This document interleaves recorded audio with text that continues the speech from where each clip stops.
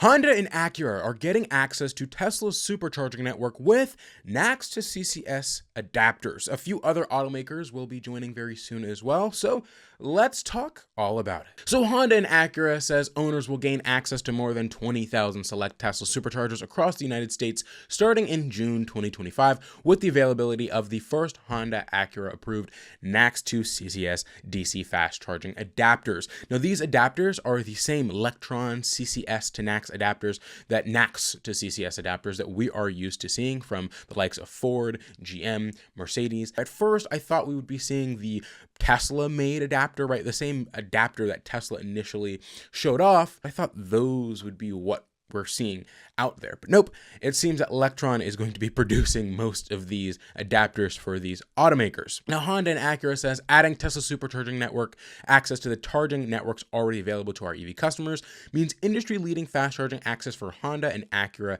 drivers. By the end of this decade, we strive to provide Honda and Acura EV drivers with the most convenient and easy charging at more than 100,000 charging state points nationwide, helping people choose to purchase an EV for the many benefits of driving one. We also know that Honda Acura are also a part of IONNA, trying to help fund and build out the IONNA network. And so I think all automakers understand, I've said it time and time again, if you want to protect your investment of building out producing EVs, you got to make sure that the infrastructure is also there for people to be able to utilize the product that you're selling.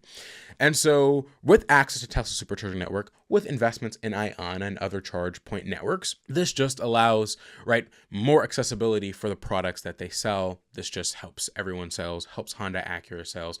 It just makes more sense. Now they say customers can purchase the new Acura Honda approved NACS to CCS DC fast charging adapters from authorized Honda Acura dealers in the United States starting in June, with pricing to be confirmed closer to market introduction. Acura ZDX and Honda Prologue owners will be notified via the Honda Acura EV apps when adapters are available to purchase, and at that time, they will also be able to use the apps to locate authorized supercharging locations to better ensure a safe and reliable charging experience. Tesla requires, and accordingly, Acura strongly recommends, Honda strongly recommends the use of approved adapters when charging at Tesla supercharging stations. We've heard this a million times before.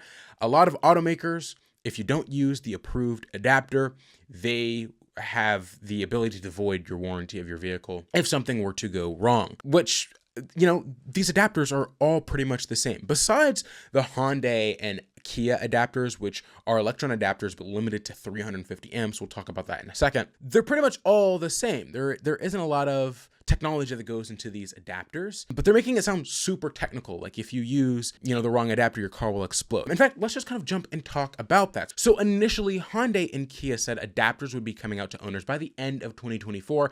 Then that was pushed to January of 2025.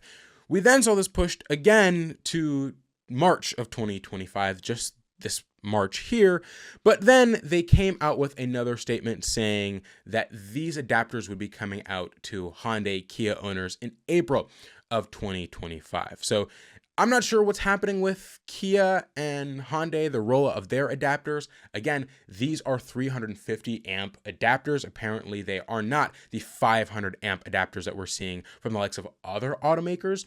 So it may just be the case that they are trying to figure out how they're going to go through, right, rolling out these adapters, ensuring that people are using the right adapters, and also just the production of 350 amp adapters, right? All of them are 500 amp so far that we've seen, and so 350 amp, a little bit of different hardware, and so I could imagine that this is causing some sort of delay for Hyundai and Kia. Hyundai Kia says we continue to make progress to ready Kia Hyundai EVs to access the Tesla Supercharger network via the Kia Hyundai Access apps.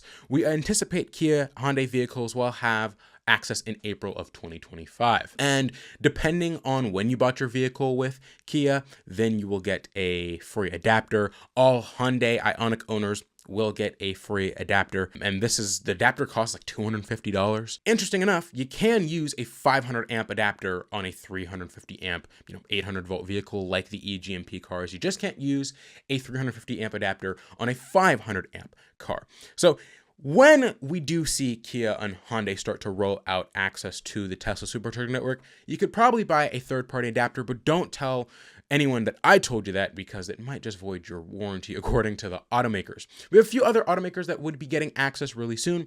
BMW, Lucid, as well as Volkswagen are expected to get access by the end of this summer. Volkswagen initially said June of 2025. We'll see if they'll soon come out with an announcement also reiterating it to be June of 2025. They said this back in January. Lucid is supposed to get access in the second quarter of 2025 as well. So very, very soon. And then also BMW is also supposed to get access to the Tesla Supercharging network this summer. However, we've also spotted BMW vehicles with NACS natively installed. So I believe BMW will probably be one of the first automakers as of recent to start selling vehicles with native NACS. Of course, we already have Lucid with the Lucid Gravity, and then we have Hyundai, which already has the Ioniq 5 with native NACS, the Ioniq 9 with native NACS, and then soon we'll see Kia with native NACS as well. So BMW could be the next automaker. It's interesting to see how this adapter rollout is really taking effect. The timeline: Ford started their adapter rollout in early 2024. Now, by the beginning of 2025, they say that most, if not all, of their adapters for people who have ordered them have been delivered. Same thing for Rivian. They said by the beginning of February that all adapters to owners would have already been delivered, and that has been so. I have my Rivian NACS to CCS approved adapter. GM, the same thing. Of course, you have to buy your adapter. It's not free like Ford and Rivian owners got. Again, as I mentioned, Honda, Kia, it was supposed to be the end of 2024. Then it went to the beginning of 2025 in January. Now we're going to finally see it in April, maybe.